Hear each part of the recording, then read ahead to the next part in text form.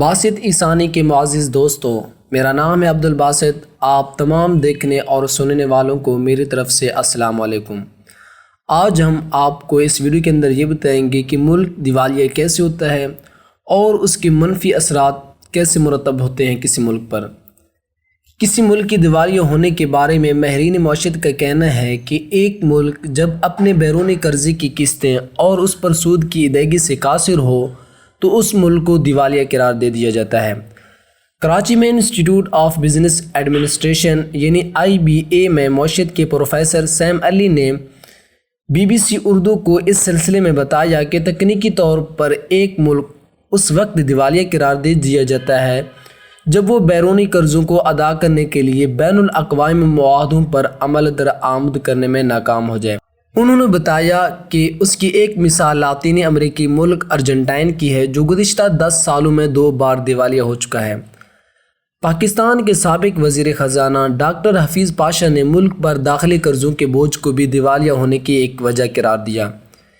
کسی ملک کے لیے داخلی قرضے بھی ایک مسئلہ ہوتے ہیں، تاہم اس کی بنیاد پر ملک کو بین الاقوامی سطح پر دیوالیہ نہیں قرار دے دیا جا سکتا،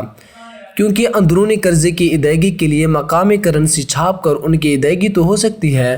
لیکن بیرونی قرضے کی ادائیگی کے لیے عالمی کرنسی کی ضرورت ہوتی ہے، جیسا کہ اس وقت ڈالر کو عالمی کرنسی کا درجہ حاصل ہے۔ پاکستان انسٹی ٹیوٹ آف ڈیولپمنٹ اکنامکس کے سابق وائس چانسلر ڈاکٹر امجد راشد نے بھی بیرونی طور پر قرضوں کی قسط اور ان پر سود کی ادائیگی کی ناکامی کی صورت میں کسی ملک کی دیوالیہ قرار دے دی جانے کا وجہ کہا ہے۔ جب ایک ملک قرضہ حاصل کرتا ہے تو اس کی واپسی ایک دم سے نہیں کی جاتی بلکہ قسطوں کی صورت میں کی جاتی ہے، اور ہر قسط کے ساتھ سود بھی ادا کیا جاتا ہے۔ انہوں نے بتایا کہ ایک ملک اس قرضے کی واپسی کے لیے عالمی مالیاتی اداروں اور دوسرے ممالک کے ساتھ معاہدہ کرتا ہے کہ قرضہ اور اس پر سود کی ادائیگی کی ایک خاص وقت اور مدت میں کی جائے گی۔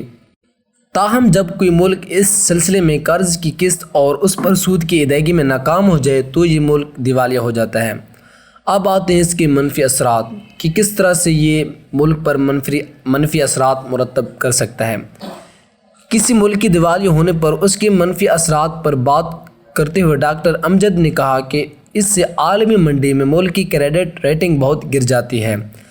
اور عالمی اداروں اور دوسرے ممالک کی جانب سے مزید قرض کی سہولت نہیں ملتی۔ انہوں نے کہا کہ ایک ایسا ملک جو قرضوں پر چلتا ہے اس کے لیے عالمی مالیاتی اداروں کی جانب سے قرضے کی سہولت بھی ضروری ہوتی ہے تاکہ اس ملک کی معیشت چل سکے۔ انہوں نے کہا کہ دیوالیہ ہونے کی صورت میں شدید نتیجہ یہ برآمد ہو سکتا ہے کہ ملک سے جانے والی تجارتی مال ضبط کر لیا جائے اور آپ کے ملک کے ہوائی جہاز اور بحری جہاز کسی دوسرے ملک میں قبضے میں لے لیے جائیں۔ ڈاکٹر پاشا نے کہا کہ دیوالیہ ہونے کی صورت میں کرنسی کی قدر روزانہ کی بنیادوں پر بہت تیزی سے گرنا شروع ہو جاتی ہے، جیسا کہ وینزویلا میں ہوا کہ جب یہ ملک دیوالیہ ہوا تو اس کی کرنسی اس قدر بے وقت ہو گئی تھی کہ یہ سڑکوں پر بکھری رہتی تھی اور لوگ اس پر چلا کرتے تھے۔